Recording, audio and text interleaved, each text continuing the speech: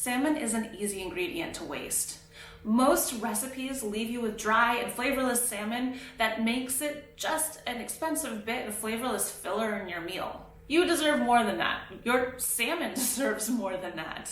This roasted salmon recipe is easy and dependable. It's also really simple to make, packs a huge amount of flavor, and is adaptable enough that you can use it in a wide variety of meals.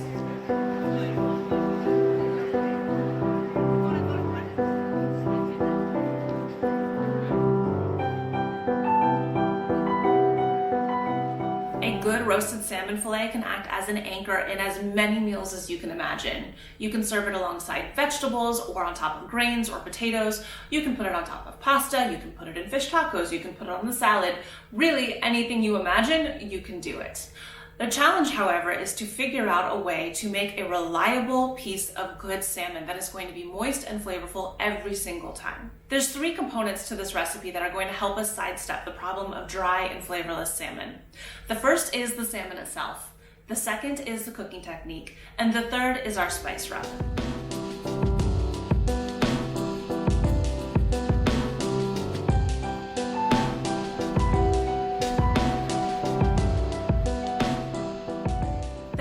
Opinions out there on what constitutes good or bad salmon. Bad salmon is easy to spot. It's brownish, it looks weird, it smells rancid. You'll know if it's bad, just stay away from it. Good salmon, on the other hand, if you happen to get an amazing piece of fresh salmon from a fishmonger or wherever, do me a favor and just don't even cook it. Turn it into sashimi or sushi or poke, whatever you want. Just eat it raw and enjoy it in its full glory. Most supermarket salmon, however, is just okay, middle of the road, and whether it ends up tasting good or bad is going to depend on how you cook it. There is nothing inherently wrong with frozen salmon. In fact, frozen salmon is often fresher because it's flash frozen very shortly after it has been harvested and cleaned. If you go to the fish counter at your grocery store, most likely the salmon that they are selling you defrosted was frozen at one point and has just already been defrosted for you. Whether you get a piece of salmon that has never been frozen before and is really coming fresh to you straight from the ocean is going to depend on where you live, as in if you're actually close to the ocean, and 2, the quality of the fishmonger that you're going to. If it really is that fresh, never been frozen, you will probably see that reflected in the price of the fish itself. Wild and farm-raised salmon are actually very different.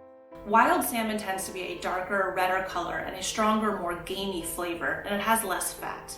It's also a leaner fish, which means that it dries out quickly when it's cooked.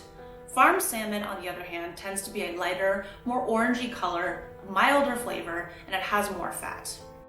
While it's just as easy to overcook farm salmon as it is to overcook wild salmon, farm salmon tends to be a bit more forgiving and have a buttery texture because it has a higher fat content. For that and sustainability reasons, I tend to opt for farm salmon.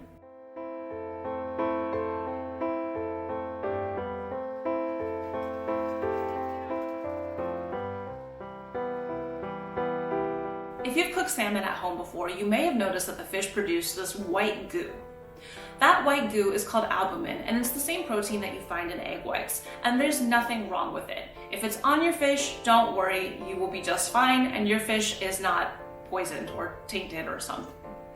Basically what happens is as you are cooking the fish, the internal structure of the fish contracts, which then pushes out the albumin. If you see the albumin on your fish, it's usually just an indicator that you're cooking your fish too hot, too fast. What we want instead is to encourage those proteins to melt back into the fish, and there are a couple of steps we can take to make sure that this happens.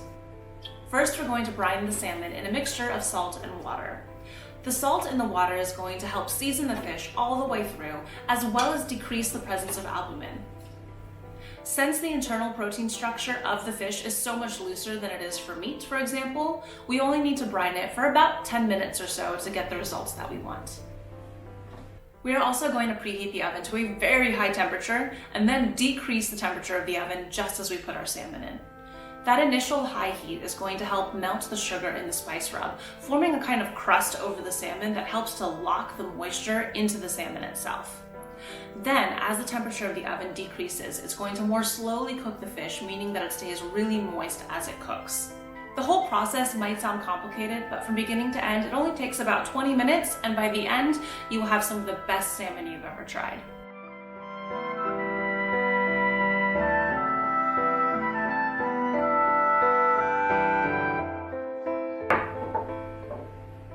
Salmon is an oily fish, so it can hold its own against assertive flavors in a sweet and spicy rub. In this rub, we'll be using brown sugar as our base and balance it out with salt. Then we'll add in cumin, paprika, and garlic powder for their nutty, earthy, and allium flavors. Chili powder and black pepper for some heat, and orange zest for a note of floral citrus.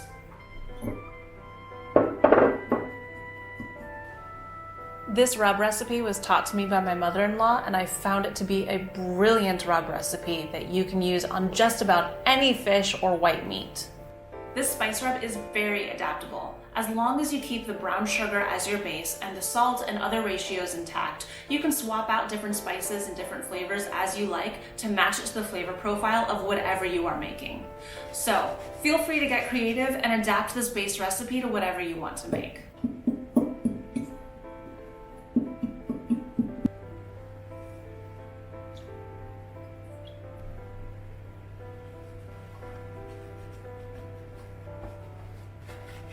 The spice rub is also going to add textural interest to our salmon.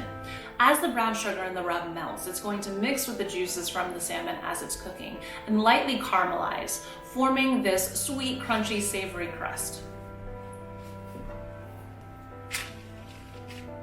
My oven has been preheated to 225 Celsius, 435 Fahrenheit.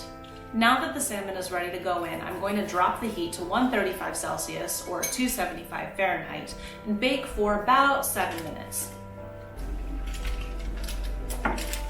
The length of time that you cook your salmon for is really going to depend on how thick the salmon fillet is. I would recommend checking the oven frequently and pulling the fish out once the center is opaque and the fish starts to flake easily. When in doubt, however, opt for underdone, not overdone. The fish will continue to cook in its own residual heat, and you'd rather have fish that's a little bit rare than fish that's really dry.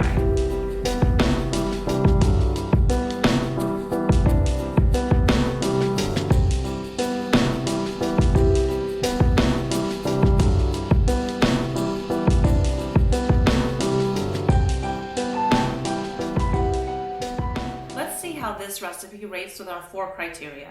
How easy is it to find the ingredients? How inexpensive is this dish to make? How simple is it to make? And how easily can you scale it up to feed a crowd?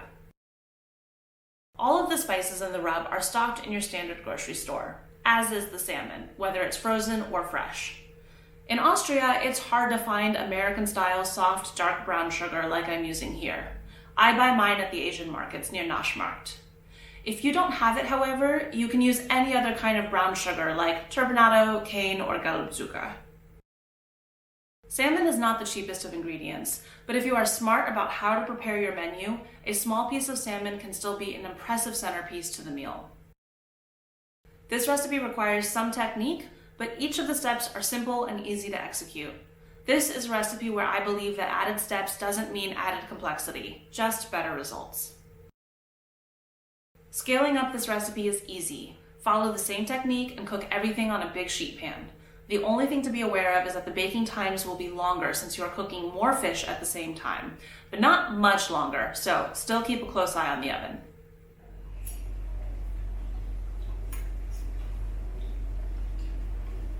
Check out the recipe in the video description below, and don't forget to hit like and subscribe to stay posted on more recipes and videos.